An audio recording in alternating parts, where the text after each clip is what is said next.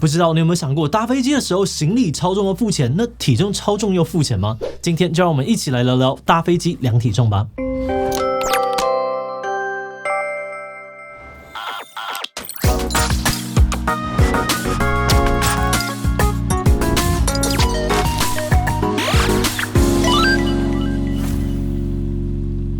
Hello， 大家好，我是志奇。最近有几家航空公司开始在登机前帮所有旅客量体重。虽然航空公司说量体重只是为了研究用途，但还是在网络上面引起了不少的话题。最多人讨论的就是体重制票价这件事情。很多人认为既然行李都要称重计费，那为什么机票不能够按体重计费？越重的乘客付越多的钱呢？事实上呢，早在10年之前就有航空公司尝试过这样子的收费模式，只不过在当时就有过很大争议。那么今天我们就会来讨论乘客体重对于航空公司的影响到底有多大？按照体重收费又会有什么样子的问题呢？不过在开始今天讨论之前，先让我们进行工商服务时间。每次聚餐都不知道吃什么，还要花好多时间找餐厅找优惠吗？你的声音王品丰美食听到了，你可以在 App 里面一站式领取超过20个王品集团餐厅的优惠，还能够快速的找到附近的餐厅，连定位都直接在 App 里面完成，真的超方便。最赞的是每一笔消费还能够获得 3% 的点数回馈，一点丰点数可以折抵1元，折抵无上限，而且在全台湾的王品集团餐厅都能够使用。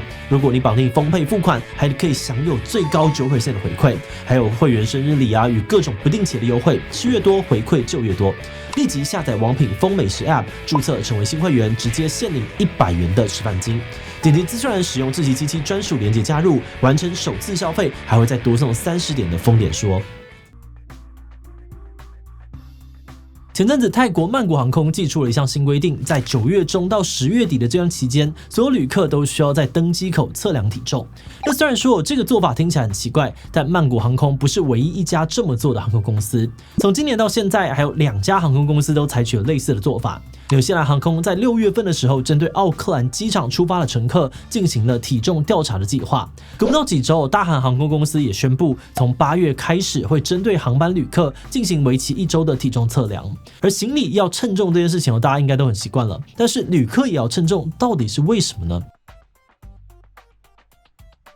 根据航空公司的说法呢，量体重有很多目的，其中最重要的一点就是飞行安全的顾虑。飞机在起飞之前都必须要计算机体的重量跟重心，才能够确保飞行时保持平衡。所以像是乘客要坐在哪边，货舱的这个行李要放哪，都会特别分配。一旦配重错误，恐怕就会有飞安风险。而在计算乘客的重量时呢，各大航空公司会参考过去制定的旅客标准体重进行计算。只不过这样数据是需要更新的。最近几十年来呢，人们的平均体重都比过去多出了5公斤左右。有人计算过，以能够容纳189个座位的波音737来说，只要每位乘客多5公斤，整架飞机就会多1公吨左右，会对于飞行安全产生一定的影响。很久以前就有航空公司因为使用了过时的体重数据，导致飞机超重不幸坠机。而这也是为什么每隔一段时间，航空公司就需要重新量测旅客的体重，掌握最新的数据。以上呢是从飞安的角度来看乘客体重的重要性，而另外一个角度则是成本考量。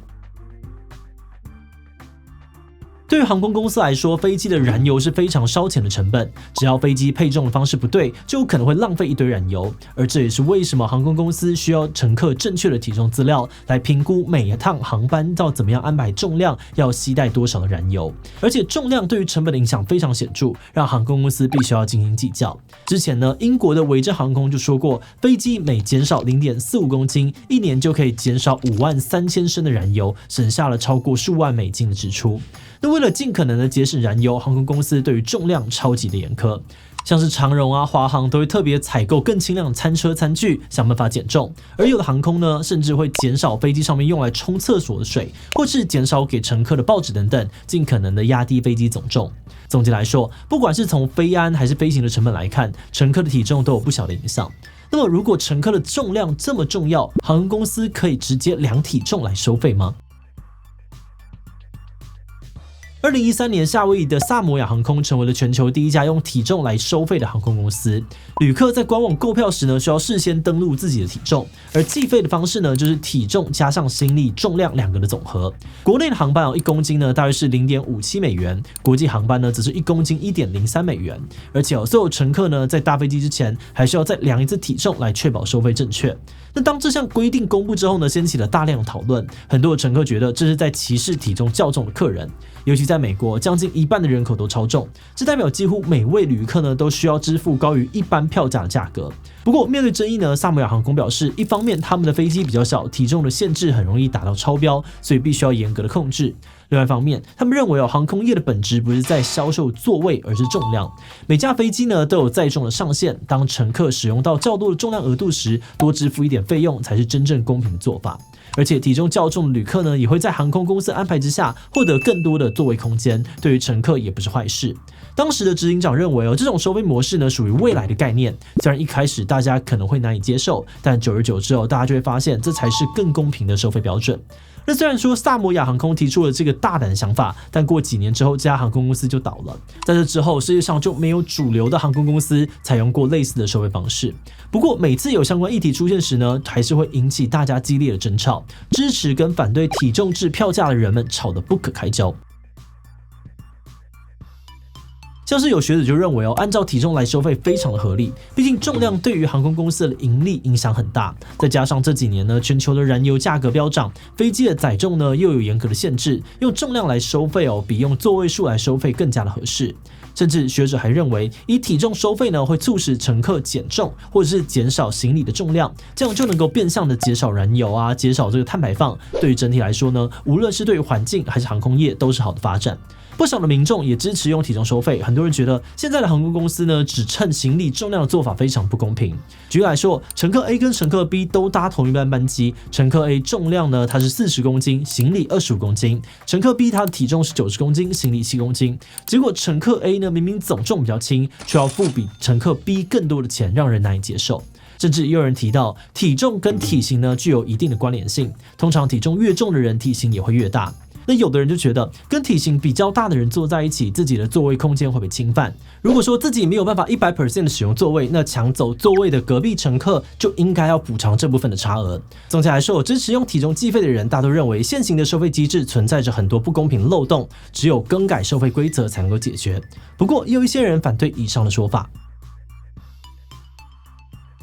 听到要用体重收费，很多人担心呢，都会造成严重的歧视问题。他们表示体重制票价是将人商品化，乘客变成跟行李一样用称重来决定价格。但有的乘客呢，他们就是天生骨架比较大，或是身体天生有些状况，导致他们变成易胖体质，很难瘦下来。如果用体重收费他们每次搭飞机就一定得付更多的钱买机票，这样不止没有比较合理还是赤裸裸的身材歧视。另外呢，目前大部分的航空公司也都表示，他们没有打算采用体重制票价。有航空业的主管就表示乘客的体重呢，对于小型飞机可能影响很大，但是对于大型的商用客机来说，影响相对不大。而且虽然现代人的平均体重比过去增加了不少，但随着乘客平均年龄下降，儿童的旅客增加，种族多元性增加等等，其实都会抵消掉过重的重量。对于航空公司来说，并没有需要用体重收费为难旅客。总而言之呢，短期内应该是不会有航空公司采用类似的做法啦。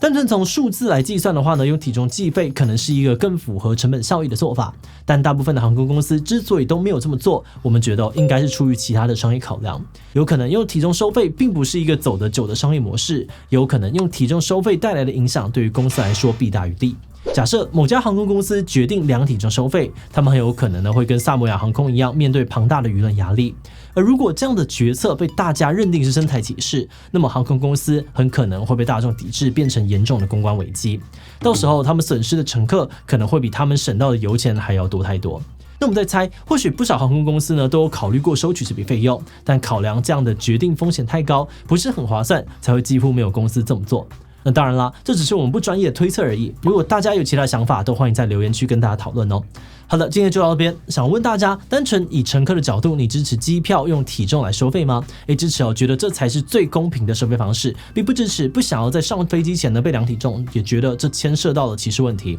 所以看情况，如果可以让我省钱的话呢，或许会考虑吧。听其他留言告诉我们吧。最后，如果你喜欢今天的影片，欢迎分享出去，让更多人一起讨论用体重收费的议题。此外呢，可以点击这个地方看看国旅 CP 值超低以及黑暗观光的讨论。那么今天的这一期就到这边告一段落，我们就明晚再见喽。